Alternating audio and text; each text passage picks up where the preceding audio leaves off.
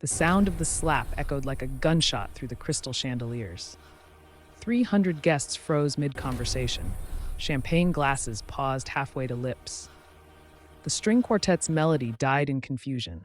All eyes turned toward the center of the grand ballroom, where Amelia stood, one hand cradling her 8-month belly, the other touching the crimson handprint blooming across her cheek. Standing over her, draped in black silk and diamonds that glittered like broken promises, was Gian. Her hands still hung in the air, fingers trembling with the aftershock of violence. Her smile was sharp, triumphant, designed to cut. "You thought you could have him?" Gian hissed loud enough for the front rows to hear. "You thought a baby would erase what we were?" The crowd held its breath. Some guests reached for their phones. Others stepped back, anticipating the explosion everyone knew was coming. Because standing just 3 feet away, perfectly still in his charcoal gray Italian suit, was Choi Mu-jin, the architect of ruin, the man who once dismantled empires with a phone call, the legend who could collapse a rival's entire existence without ever raising his voice. 7 years ago, they said he could end you with nothing but a signature and a smile. And right now, he was smiling. Not the warm smile he saved for Amelia. Not the soft expression he practiced in the mirror for their daughter who would arrive in 4 weeks. This was something ancient, something surgical. The smile of a man who had just been reminded of a language he thought he'd forgotten. Jian's confidence flickered. Just for a second. Mujin moved then, but not toward her. He crossed to Amelia, his movements calm, controlled, terrifyingly gentle.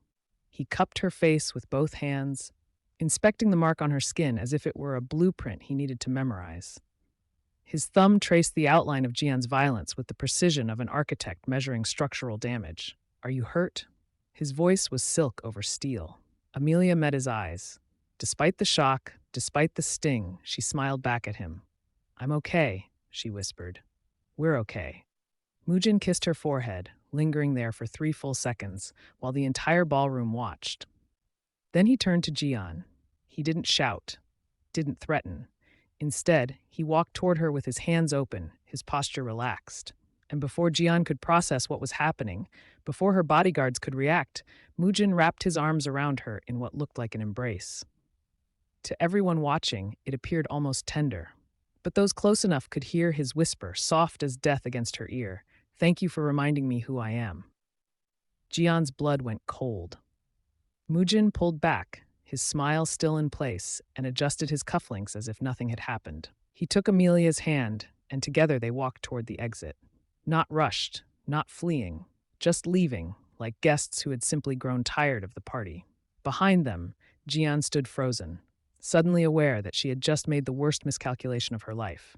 Because the architect of ruin hadn't retired, he'd simply changed his blueprint. And this time, she was the condemned building. But to understand why a mafia boss smiled while his pregnant wife was struck, you need to know the real story. The one that started 7 years ago when Gian left Mujin bleeding in an alley, convinced she'd killed the only man who ever terrified her. Welcome to Seoul Africa Stories. Before we begin, take 1 second to like this video and smash that subscribe button because you won't want to miss what the architect builds next. It truly helps the channel grow and allows us to bring you more powerful African stories.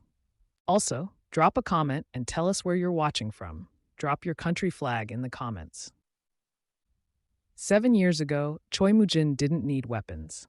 He had something far more devastating: information, patience, and the kind of strategic mind that could see 17 moves ahead while his enemies were still celebrating their first victory.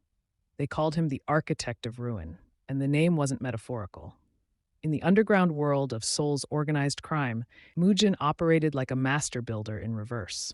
While other enforcers broke bones and spilled blood in back alleys, Mujin studied blueprints, financial records, legal documents, shell companies.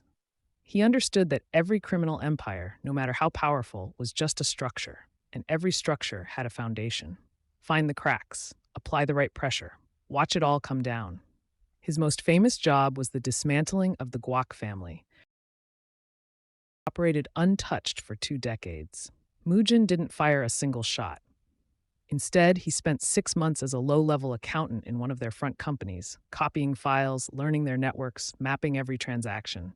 Then he fed it all to 3 different law enforcement agencies, 2 rival gangs, and one very ambitious prosecutor who'd been looking for a career-making case. The guac empire collapsed in 11 days. Arrests, asset seizures, Interpol raids, internal betrayals as everyone scrambled to cut deals. By day 12, the family patriarch was found dead in his holding cell, and the organization that had seemed invincible simply ceased to exist. Mujin collected his fee and disappeared before anyone realized he'd been the architect of the whole collapse. That was his method: invisible, surgical, complete. He'd built a reputation that made him both invaluable and terrifying. Crime bosses hired him to eliminate competition. He never asked questions, never showed mercy, never left evidence. He was the ghost who dismantled your life while you were still living in it. And the money? The money poured in like rain. Penthouses, cars, tailored suits that cost more than most people earned in a year. Mujin had everything except the one thing he never realized he wanted: a reason to stop. Then came Gian. She appeared in his life like a calculated risk, which should have been his first warning. Beautiful, sharp-tongued, ambitious. She worked as a broker in the underworld, connecting buyers with sellers, always taking her cut, always playing 3 angles at once. They met at a private auction where Mujin was acquiring information on a target, and Gian was selling access to a corrupt official. Their attraction was immediate and toxic. 2 predators circling each other, testing boundaries, seeing who would blink first. For 2 years, they were inseparable. Partners in crime, lovers in chaos. Gian understood his work in a way no one else could. She didn't flinch at what he did. She celebrated it, encouraged it. Sometimes she even helped him plan. But Mujin made a mistake. He trusted her. The job was supposed to be simple. A Russian syndicate had moved into Seoul, and the local bosses wanted them gone. Mujin's fee, $8 million, half up front. He planned it perfectly, as always. 3 months of preparation. False evidence planted with immigration. Fabricated conflicts between the Russians and their suppliers. A coordinated raid he'd arranged with contacts in the police force.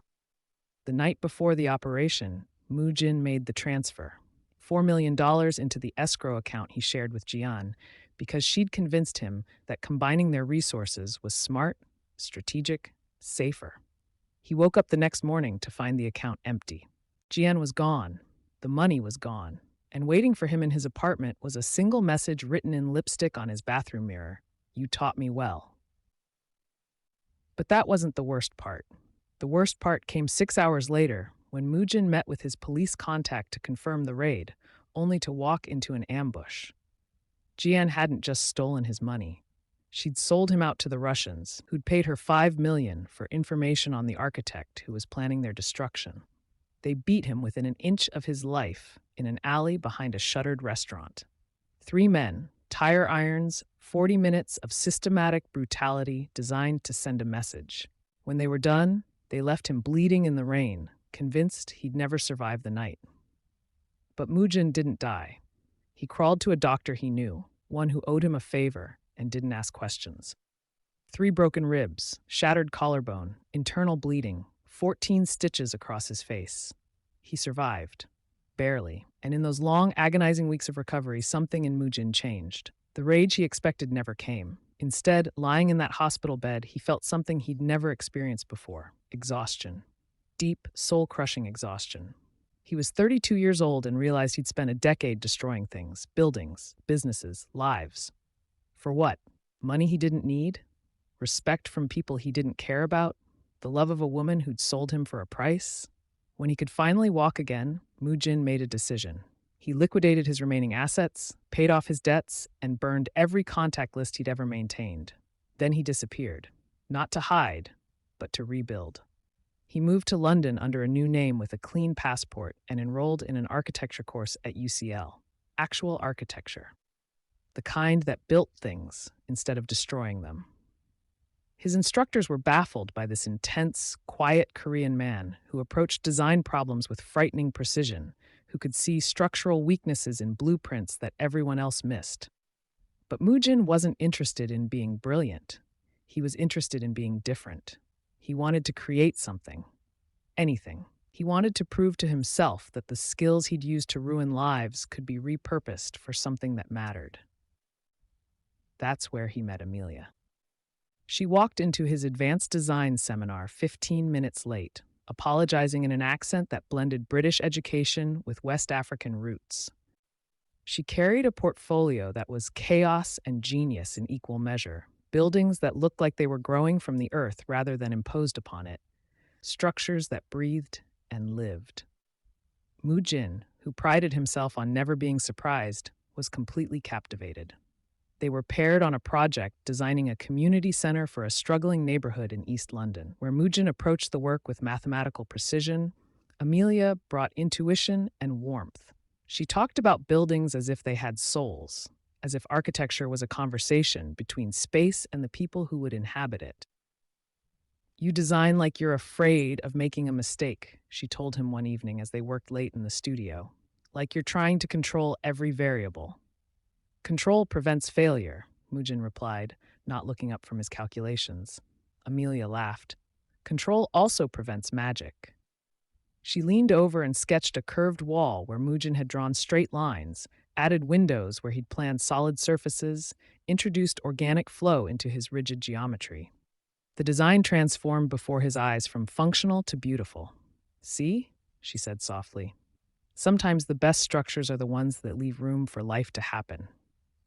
Mujin stared at the drawing, then at her. In that moment, he realized he wasn't just learning about architecture. He was learning about the possibility of being someone else entirely.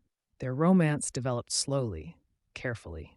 Amelia had been hurt before, a previous relationship that had ended badly, though she never gave him details. Mujin, carrying secrets he couldn't share, understood her need for caution.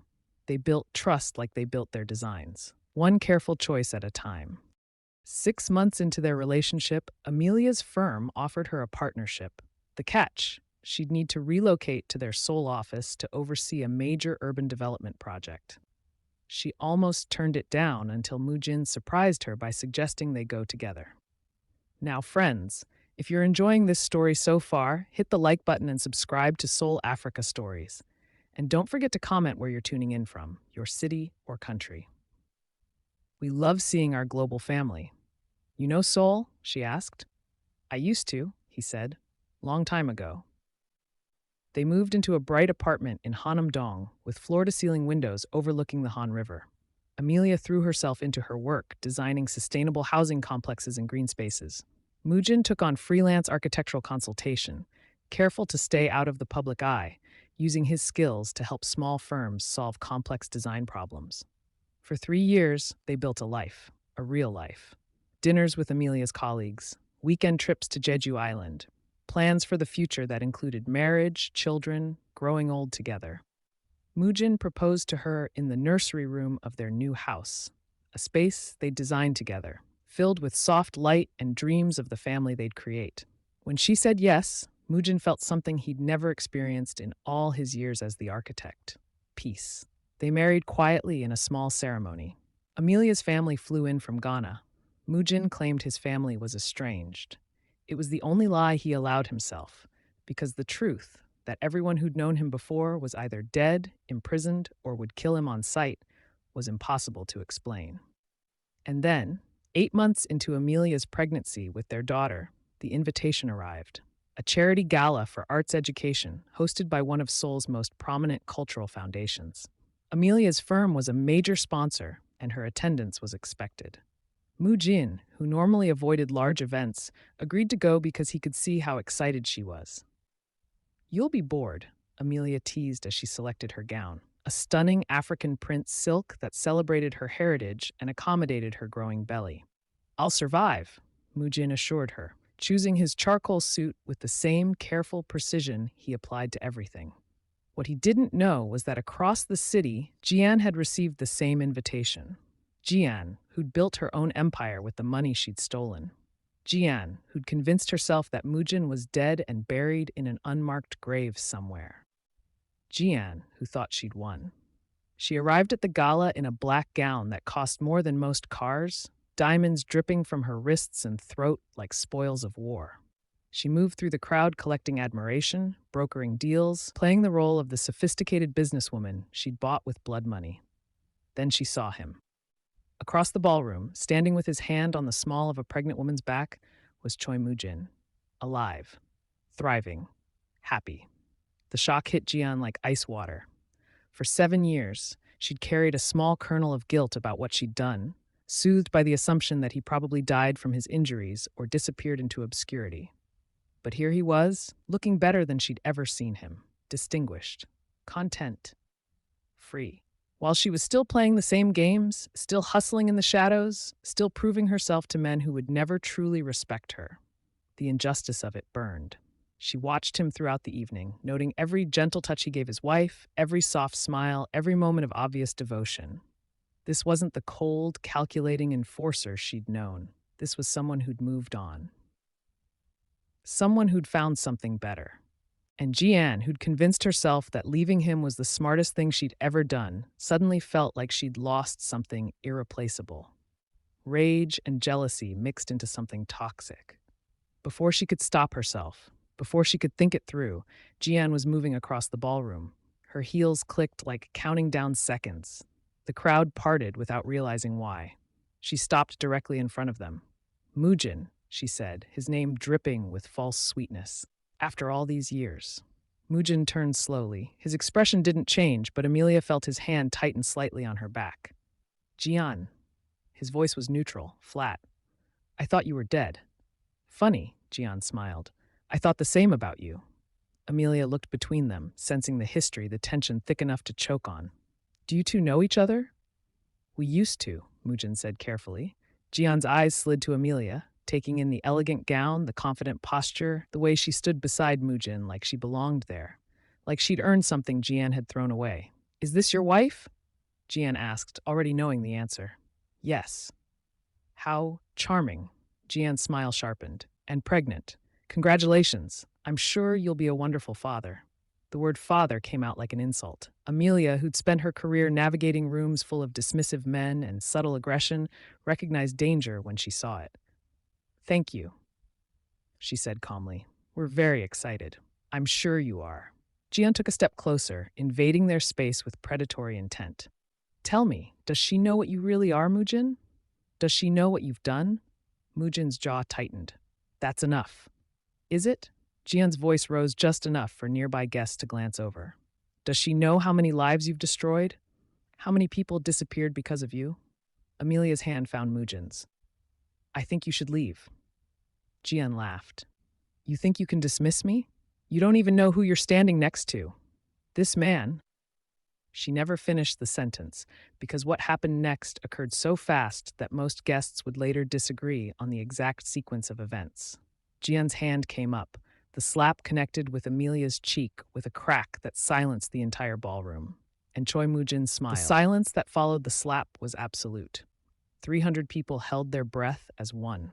Champagne glasses remained suspended. Conversations died mid-word. Even the string quartet, positioned on the elevated platform at the far end of the ballroom, let their bows drift away from their instruments. Hello, fellas and friends. If you enjoyed this story, please like the video, subscribe, and share it. It really helps us grow and bring you more stories like this. Amelia stood frozen, one hand instinctively cradling her belly, the other rising slowly to touch her cheek, where Gian's handprint was already blooming red against her dark skin. Her eyes were wide, not with fear, but with shock at the sheer audacity of what had just happened. Gian's hand still hung in the air, her chest heaving with the adrenaline of what she'd done. Her diamonds caught the light from the chandeliers above, scattering fragments of brightness across her face like shattered glass. She looked almost surprised at herself, as if her body had acted before her mind could intervene. But she didn't apologize, didn't step back. Instead, she held her ground, her chin lifted in defiance, waiting for the explosion she knew was coming. Because everyone in that room knew who Choi Mu-jin used to be. The whispers had circulated for years in Seoul's underground, the architect of ruin, the ghost who dismantled empires. The man who'd once had 3 rival enforcers removed in a single night, their organizations collapsed within a week. Stories about him had taken on mythic proportions, that he never raised his voice, that he could ruin you with a phone call, that crossing him was signing your own end. Some guests near the front were already backing away, anticipating chaos. Others reached for their phones, torn between fleeing and capturing what might be the most dramatic moment of Seoul's social season. A few of the older men, those who remembered the underworld's brutal hierarchy, exchanged knowing glances that said the same thing. That woman just ended herself. They waited for Mujin to lunge forward, to grab Gian by the throat, to drag her outside where the real reckoning would happen, away from witnesses and cameras. Instead, Mujin smiled. It was a small expression, barely a curve of his lips, the kind of smile that wouldn't look out of place in a business meeting or a casual conversation. But to anyone watching closely, and everyone was watching, there was something deeply wrong about it. The smile didn't reach his eyes. Those remained cold, analytical, measuring. He looked at Gian the way an architect might study a condemned building, calculating load-bearing walls and optimal demolition points. Then, without a word, without acknowledging the 300 people staring at him, Mujin turned his back on Gian. He moved to Amelia with movements so controlled they seemed almost mechanical. His hands came up gently, cupping her face with a tenderness that felt obscene in its contrast to what had just occurred. His thumbs traced the edges of the handprint on her cheek with the precision of someone documenting evidence. "Are you hurt?" His voice was barely above a whisper, meant only for her. Amelia's shock was giving way to something else. Not fear, but a deep, instinctive understanding that the man she'd married was currently holding himself back from something terrible. She could feel it in the tension of his hands, see it in the rigid set of his shoulders beneath his perfectly tailored suit. "I'm okay," she whispered back, though her voice shook slightly. "The baby's okay. We're okay." Mujin closed his eyes for a moment, as if absorbing her words, letting them anchor him to something. When he opened them again, there was relief there, but also something colder. A decision made. He kissed her forehead, letting his lips linger there for 3 long seconds while the entire ballroom watched. It was an intimate gesture made public, a statement that said more than words ever could. "This is what matters. This is what I protect." Then he turned back to Gian. The crowd tensed. This was it. The moment when the architect of ruin would emerge from retirement and remind everyone why that name had once inspired such fear. But Mujin didn't attack. He walked toward Gian slowly, his hands relaxed at his sides, his posture almost casual. There was no rage in his movements, no visible anger, just a calm, purposeful approach that was somehow more frightening than any display of fury could have been. Gian's confidence flickered. She'd expected screaming, chaos, the kind of explosive reaction that would validate her action, that would prove Mujin was still the person she remembered. Instead, he looked at her with something like pity. "Gian," he said softly when he was close enough that only she and a few nearby guests could hear. "You shouldn't have come here." "I have every right," she started, but the words died in her throat as Mujin stepped closer. And then, to the absolute shock of everyone watching, he embraced her. His arms wrapped around her in what appeared to be a gesture of forgiveness, possibly even reconciliation. To the guests at the back of the ballroom, it might have looked like 2 old friends reconnecting. To those closer, it seemed bizarre, inappropriate, impossible to interpret. But Gian, pressed against his chest, heard what no one else could. "Thank you," Mujin whispered against her ear, his voice so soft it was almost gentle. "Thank you for reminding me who I am." Gian's blood turned to ice. She tried to pull back, but his arms held her in place, not forcefully, but firmly. A reminder that despite his smile, despite his calm demeanor, he was still stronger than her. "You made a mistake 7 years ago," he continued in that same terrifying whisper. "You thought you destroyed me. You thought you won. But all you did was teach me patience." He pulled back just enough to look into her eyes, his smile still in place. The architect never left Gian. He just learned to build prisons instead of graves. He released her then, stepping back with a final, gentle pat on her shoulder that to observers might have looked friendly, but to Gian felt like a judge's gavel coming down. Mujin turned away, offered his arm to Amelia, and together they walked toward the exit. Not rushing, not fleeing. Walking with the measured pace of people who had simply decided the evening was over. The crowd parted for them like water. No one spoke. No one moved to stop them. They simply watched as Mujin and Amelia disappeared through the grand doors, leaving Gian standing alone in the center of the ballroom, suddenly aware that she had miscalculated catastrophically. The whispers started before the doors even closed behind them. Mujin drove Amelia directly to the hospital, despite her protests that she was fine. He sat beside her in the examination room, holding her hand while a doctor checked her blood pressure, listened to the baby's heartbeat, ran through a series of questions designed to assess trauma. "Everything looks normal," the doctor finally announced. "The baby's heartbeat is strong, no signs of distress, but I want you to rest for the next few days. No stress, no excitement." Amelia nodded, relief flooding her features. But when she looked at Mujin, she saw that his expression hadn't changed. He still wore that small, cold smile. "Mujin," she said softly after the doctor left. "Who was she?" He was silent for a long moment, his thumb tracing circles on the back of her hand. "Someone from my past, someone I should have told you about." "Did you love her?" "I thought I did. Once." He met Amelia's eyes, and for the first time since the slap, his expression softened into something genuine. "But I didn't know what love was until I met you." Amelia studied his face, seeing the truth there, but also seeing something else. A darkness she'd never noticed before, or perhaps had chosen not to see. "What are you going to do?" Mujin's smile returned. "Take you home. Make sure you rest. Take care of you and our daughter." "That's not what I'm asking." He stood, helping her off the examination table with infinite gentleness. "I know." They drove home in silence. Mujin helped Amelia into bed, brought her water and the pregnancy pillow she preferred, kissed her forehead with the same tenderness he'd shown at the gala. "I love you," he whispered. "Nothing that happens changes that." Amelia caught his hand before he could leave the room. "Mujin, whatever you're planning—" "Rest," he interrupted gently.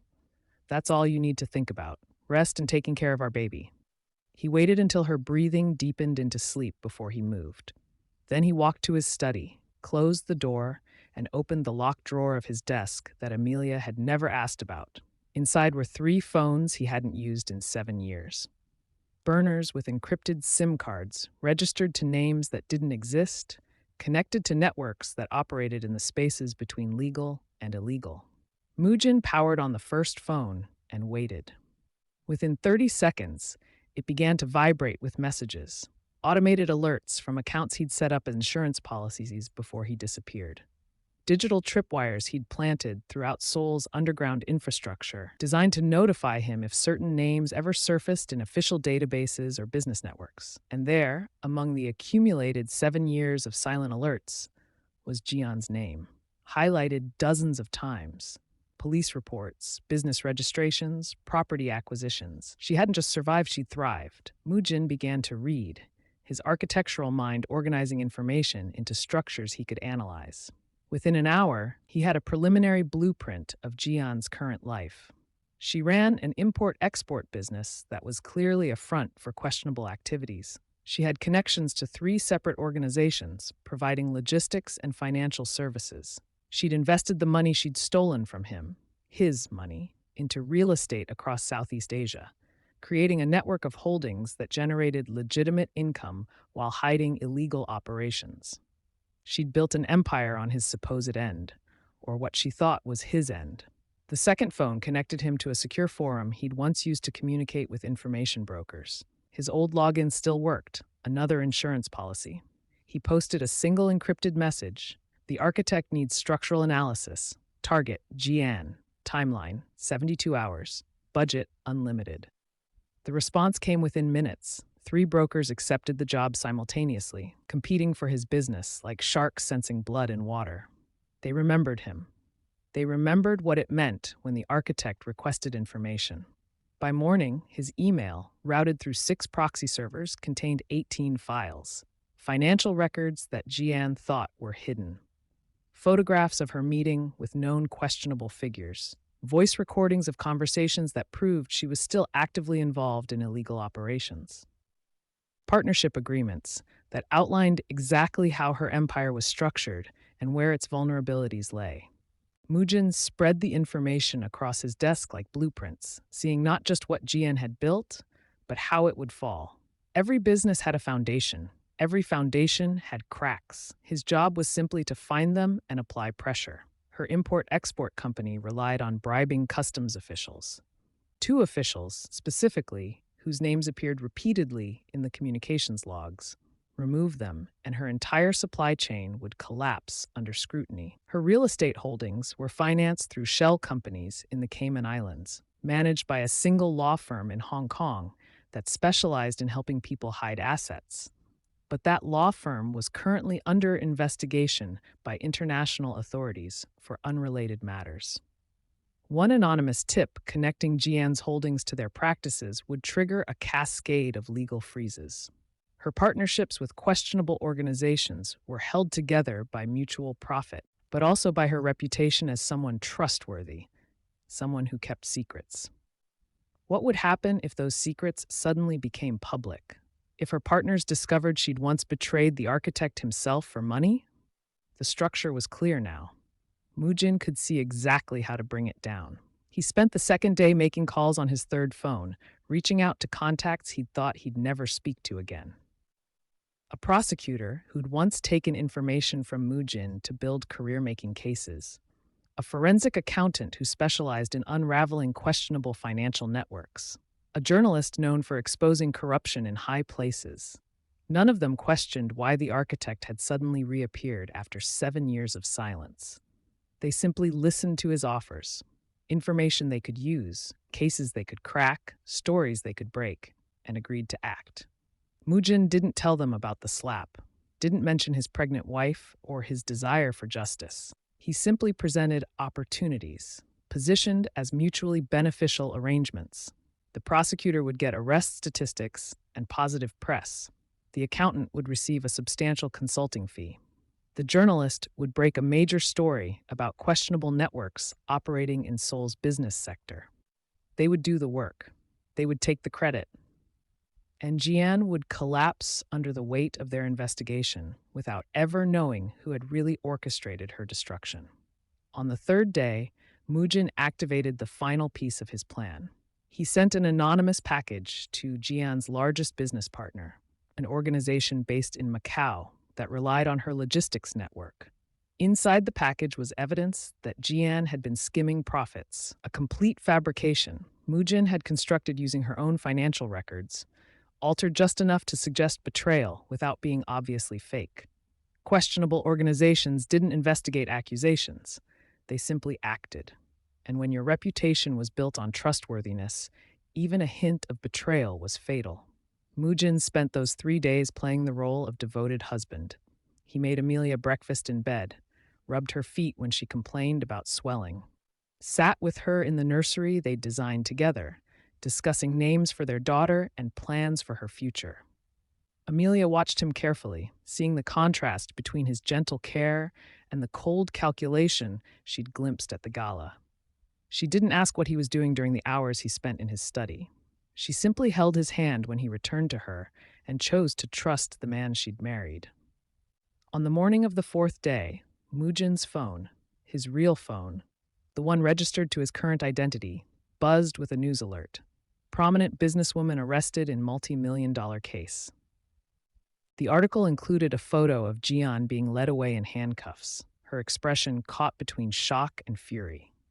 The story detailed how a joint investigation by prosecutors and international authorities had uncovered a massive operation hidden within her import-export business. Her assets were frozen. Her associates were turning on her, providing evidence in exchange for reduced sentences. Her partners in Macau had publicly disavowed any connection to her. Gian's empire, built over 7 years with his money and his blood, had collapsed in 72 hours. Mujin read the article twice, then deleted the notification. He walked to the kitchen where Amelia was attempting to make breakfast despite his repeated offers to do it for her. "It's done," he said quietly. Amelia turned to him, one hand on her belly, the other holding a spatula. "The woman from the gala? She won't bother us again." "Did you?" She stopped, reconsidering the question. "Should I ask?" Mujin crossed to her, taking the spatula and setting it aside so he could hold both her hands. I didn't hurt her. I didn't threaten her. I just built a case. Let the system do what the system does. But you built the case. Yes. Amelia searched his face, seeing the truth there, that the gentle man who'd spent 3 days caring for her was also capable of dismantling someone's entire existence with the same precision he applied to architectural designs. Is this who you were? She asked. Before? This is who I was, Mujin confirmed, but it's not who I want to be. Then why did you do it? His hands tightened slightly on hers. Because she hit you. Because she threatened our family. Because some structures need to be demolished before you can build something better. They stood in silence for a long moment, the morning sun streaming through their kitchen window, the smell of slightly burnt eggs filling the air. Finally, Amelia spoke. No more secrets. No more secrets, Mujin agreed, and no more dismantling people's lives. He smiled, a real smile this time, warm and genuine. Unless they hit my wife. Despite everything, Amelia laughed. She pulled him close, her pregnant belly pressed between them, and kissed him with the fierce tenderness of someone choosing love despite its complications. You're retiring the architect, she said. Again, permanently this time. Permanently, he promised. I just needed to close one last project. And in a holding cell across the city, Gian sat staring at the concrete walls of her prison, finally understanding what she'd lost 7 years ago when she'd left Mujin for gone. Not just his love, not just his protection, the chance to be something more, the possibility of building instead of destroying, the opportunity to become someone who created beautiful things instead of someone who consumed them. The architect had taught her a final lesson. The most devastating ruins aren't physical structures. They're the lives we destroy trying to prove we're strong enough to survive alone. The 72 hours that followed the Gala incident unfolded in two parallel realities. In one reality, Choi Mu-jin was the perfect, expectant father. He woke before Amelia each morning, preparing ginger tea to help with her nausea and arranging fresh fruit on a plate with the same precision he'd once used to plan operations. He accompanied her to prenatal appointments, asking the doctor questions about fetal development with genuine fascination. In the evenings, he sat beside her on the couch, one hand resting protectively on her belly, reading parenting books with the focus of a man studying for the most important exam of his life. But in another reality, one that existed in the blue glow of computer screens in his locked study, in encrypted phone calls made while Amelia slept, in the careful reconstruction of a skill set he'd promised himself he'd never use again, Mujin was executing the most precise demolition of his career. The prosecutor's name was Kim Yun-woo, and she was exactly the kind of weapon Mujin needed. Ambitious, incorruptible, and hungry for a case that would make her career. 7 years ago, when Mujin was still operating in the shadows, he'd fed her information about a business ring that she'd successfully prosecuted, earning her a promotion and a reputation as someone who couldn't be bought or intimidated. She owed him. More importantly, she remembered him. The first package arrived at her office on hour 6 of Mujin's operation. No return address, no note, just a USB drive containing financial records for Gian's import-export company, records that showed a pattern of wire transfers that matched known illegal techniques. The amounts were too precise to be legitimate business. The timing correlated with known questionable activity in 3 countries. Prosecutor Kim would recognize the pattern immediately. She'd also recognize the signature, the particular way the information was organized, the specific details highlighted, the breadcrumb trail that led from suspicious transactions to concrete evidence of illegal activity. This was how the architect used to work. He'd returned. On hour 12, while Mujin was making Amelia lunch and listening to her talk about the sustainable housing project her firm was developing, Prosecutor Kim was presenting the USB drive contents to her superior. Within 90 minutes, she had authorization to open a preliminary investigation. On hour 24, while Mujin was rubbing Amelia's swollen feet and researching the best car seats for newborns, Kim's team was interviewing the customs officials whose names appeared repeatedly in Gian's communications logs. One official, younger and more frightened than the other, broke within 40 minutes. Yes, he'd accepted payments. Yes, he could provide documentation. Yes, he would testify in exchange for immunity. The foundation was cracking. On hour 36, the second package arrived at Kim's office. This one contained evidence of Gian's real estate holdings, property records for 17 buildings across Southeast Asia, all purchased through shell companies, all showing the hallmarks of asset concealment. More importantly, the package included communication logs between Gian and the Hong Kong law firm that managed these holdings, communications that explicitly discussed hiding proceeds. Prosecutor Kim smiled when she saw this. The architect wasn't just giving her a case, he was giving her an empire to dismantle, piece by carefully documented piece. On hour 48, while Mujin was installing a mobile above their daughter's crib, delicate paper cranes he and Amelia had folded together, each one representing a hope for their child's future, Kim was coordinating with international authorities. The Hong Kong law firm was already under investigation for unrelated matters.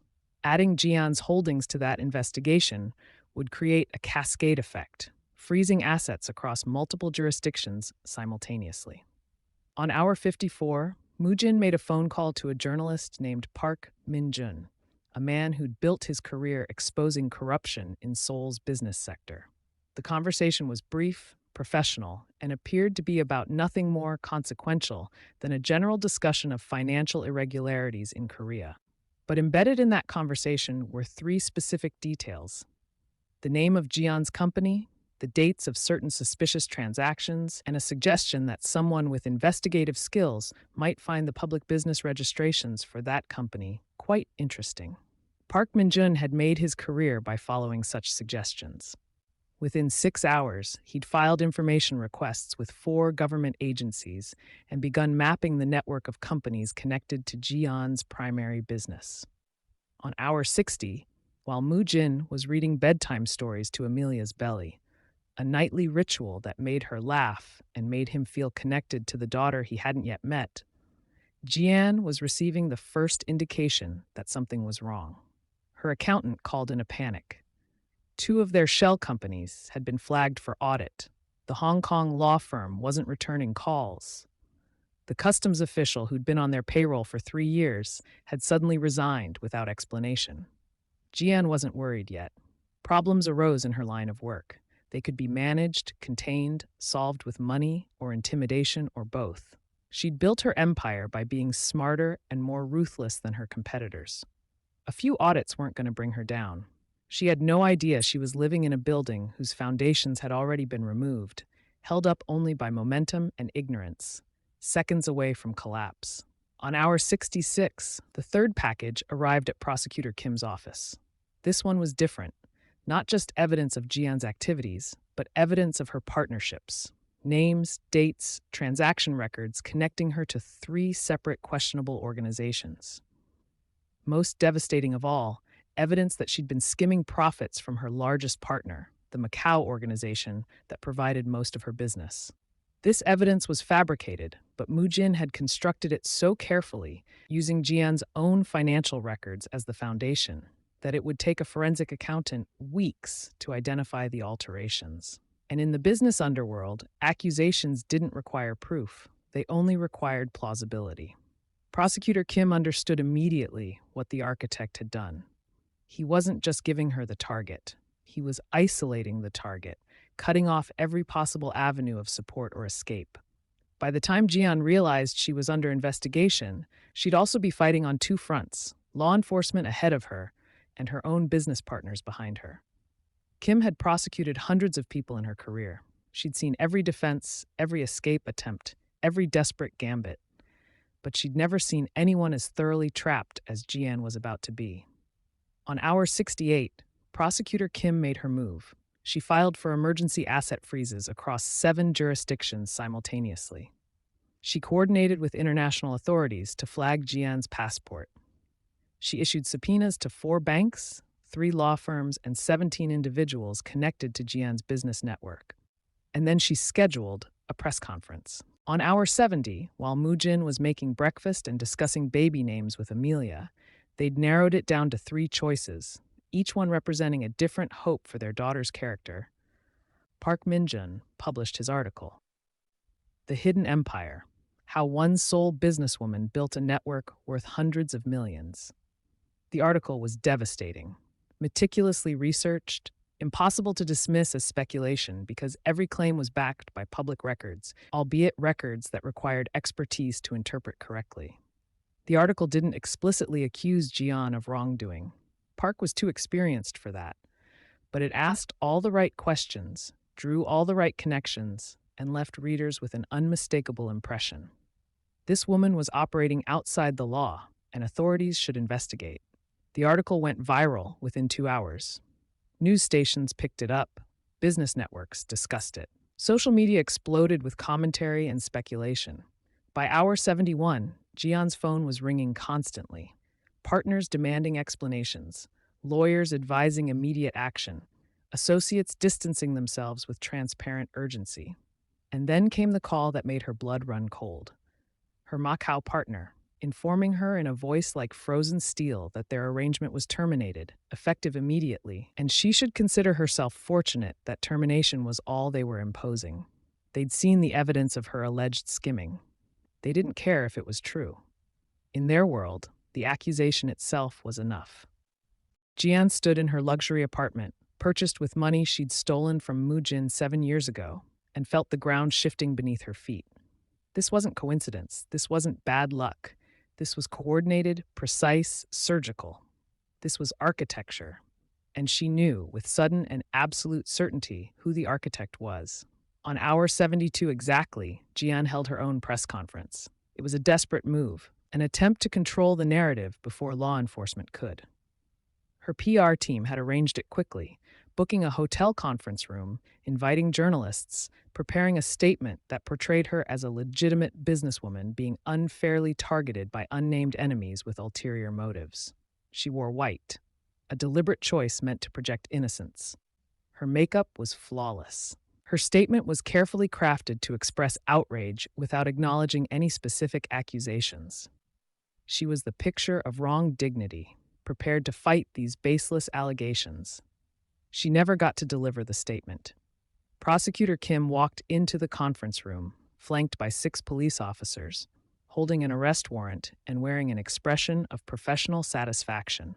The cameras that were supposed to capture Gian's defense instead captured her arrest, broadcasting it live to news networks across Korea. Gian, Kim announced clearly, making sure every microphone caught her words, "You're under arrest for tax evasion, conspiracy to commit various offenses, and operating an illegal enterprise. You have the right to remain silent." Gian's carefully constructed facade shattered. She looked directly at the cameras, at the journalists who'd come to hear her side of the story, at the public who would now only remember this moment, and felt 7 years of careful building collapse in an instant. As the officers placed handcuffs on her wrists, as her lawyers began shouting objections that everyone ignored, as the cameras flashed and the questions flew, Gian understood exactly what had happened. Mujin hadn't used force, hadn't hired anyone to harm her, hadn't relied on the brutal tactics that had once made him legendary in Seoul's underworld. Instead, he'd used the very systems she'd spent her career evading: law enforcement, financial regulation, public scrutiny, and turned them into weapons more devastating than any physical threat. The architect hadn't built her a prison. He'd revealed that she'd been living in one all along, and simply locked the doors she'd never noticed existed.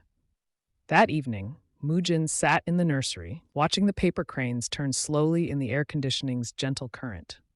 Each crane represented a promise: love, safety, opportunity, freedom. The same things he'd lacked as a child, the same things he'd destroyed as the architect, the same things he was trying to build for his daughter. Amelia stood in the doorway, watching him. She'd been quiet since the news broke, processing the reality that the woman who'd slapped her was now facing decades in prison, that her husband had somehow orchestrated this downfall while simultaneously being the most attentive partner she'd ever had. "We need to talk," she said softly. Mujin nodded without turning around. "I know." She crossed the room and sat beside him on the floor, her pregnancy making the movement awkward but determined. "Tell me everything. No edited version, no protecting me, everything." So he did. He told her about growing up in poverty in Busan, about joining an organization at 15 because it was the only family structure that would have him. He told her about discovering his talent for pattern recognition, for seeing how systems worked and how they could be manipulated. He told her about becoming the architect of ruin, about the money and the power and the consequences that resulted from his work, even if he never directly caused harm himself. He told her about Gian, the relationship built on mutual ambition, the betrayal that nearly ended him, the decision to walk away from everything and become someone different. I thought I could just be someone else, Mujin said, his voice barely above a whisper. I thought love and good intentions would be enough, that I could bury who I was so deep it would never resurface. But she brought it back, Amelia said. No. Mujin finally looked at her, his eyes honest and raw in a way she'd never seen. I brought it back. The moment she hit you, I made a choice. I could have walked away, reported her to police, handled it through legitimate channels without using my old networks. But I didn't. I chose to be the architect one more time. Why? Because it was efficient. Because I knew I could guarantee the outcome. Because... He paused, struggling with the admission. Because part of me wanted to prove I still could. That becoming a good man didn't mean becoming a weak one. Amelia was silent for a long moment, her hand resting on her belly where their daughter was shifting, perhaps sensing the tension in her mother's body. Are you sorry you did it? Mujin considered the question carefully. I'm sorry I lied to you about who I was. I'm sorry I built our relationship on an incomplete truth. But am I sorry Gian is in custody? No. She was still operating illegally. She was still hurting people. What I did? It was justice, just not the kind administered fairly. And if she'd been innocent, if she'd actually become legitimate, then none of my evidence would have held up. The prosecutors would have found nothing to charge her with. The investigation would have cleared her. He met Amelia's eyes. I didn't frame her. I just made sure her activities were impossible to hide. Amelia absorbed this, trying to reconcile the gentleman who read stories to her pregnant belly with the calculating enforcer who dismantled an empire in 72 hours. What happens now? That depends on you. On me? Mujin took her hand, his grip gentle but his gaze intense. I can't promise I'll never use those skills again. If someone threatens our family, if someone puts you or our daughter in danger, I will do whatever is necessary to protect you. But I can promise that I'm done with that world. No more networks, no more operations, no more being the architect for hire. Just the architect for family, Amelia said. Yes. She studied his face, seeing both the man she'd fallen in love with and the man she'd never fully known, understanding that they weren't separate people but different expressions of the same complicated human being. I need time to process this. I understand, but I'm not leaving. She placed his hand on her belly where their daughter was kicking, a reminder of the future they'd built together. I'm angry that you lied. I'm disturbed by what you did.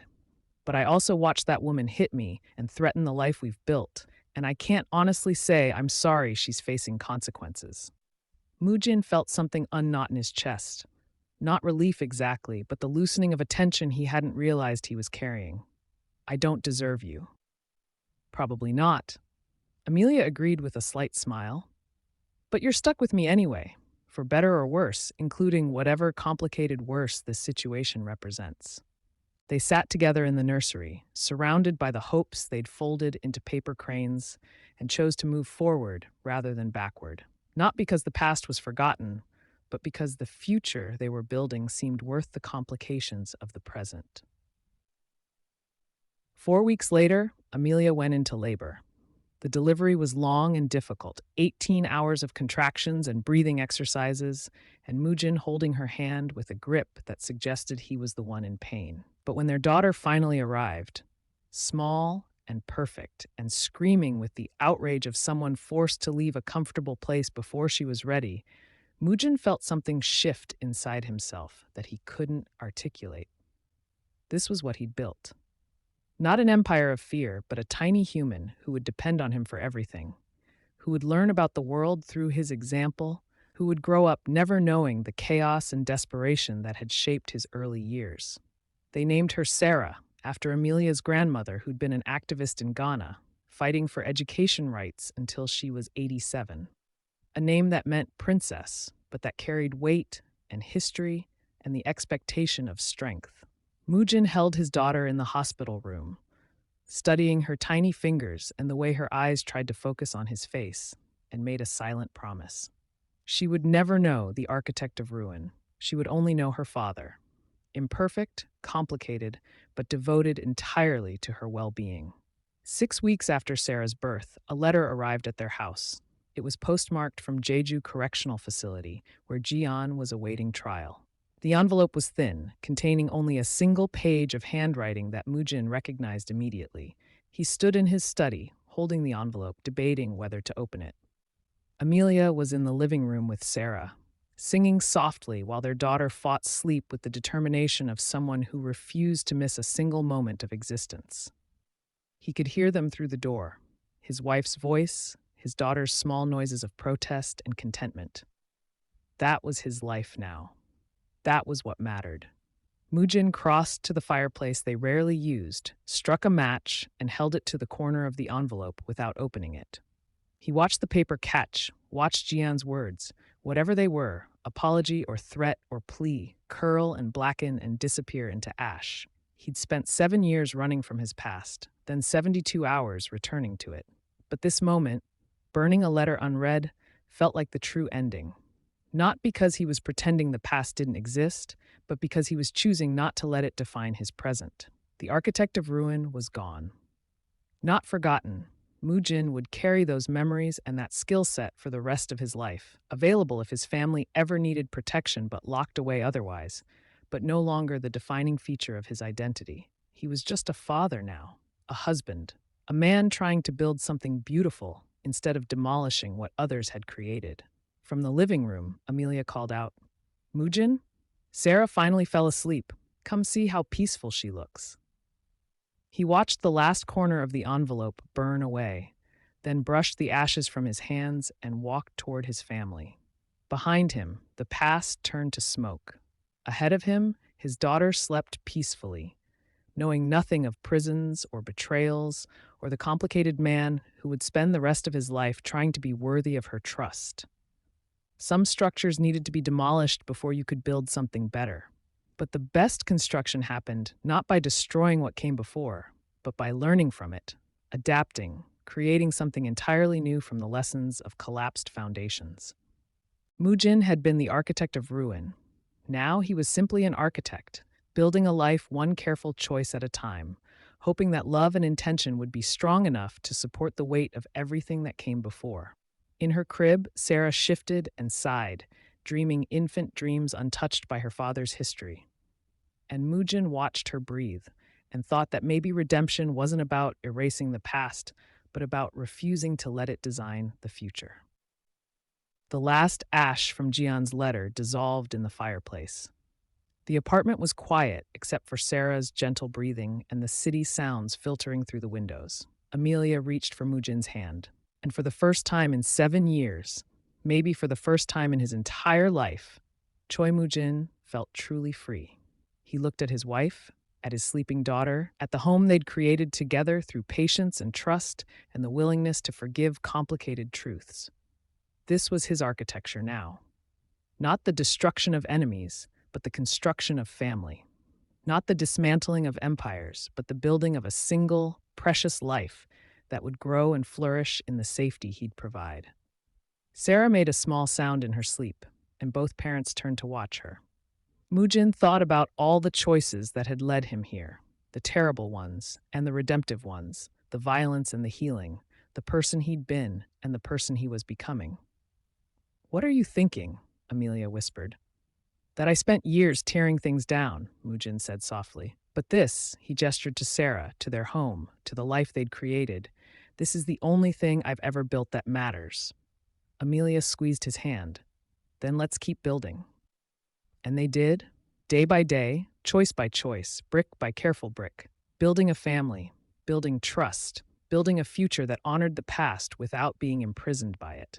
The architect had learned his final lesson. The most important structures aren't the ones that inspire fear. They're the ones that create shelter, that protect what's precious, that stand as monuments not to power, but to love. Love this story? Tell us in the comments which part resonated with you most. We read every response, and your feedback helps us create better content. Don't forget to subscribe so you never miss our next tale of transformation and second chances. Today's lesson from Mujin's journey. The strongest foundation isn't built on revenge or power. It's built on the courage to change, the wisdom to protect what matters, and the strength to create rather than destroy. True power isn't about how many structures you can tear down. It's about what you choose to build in their place.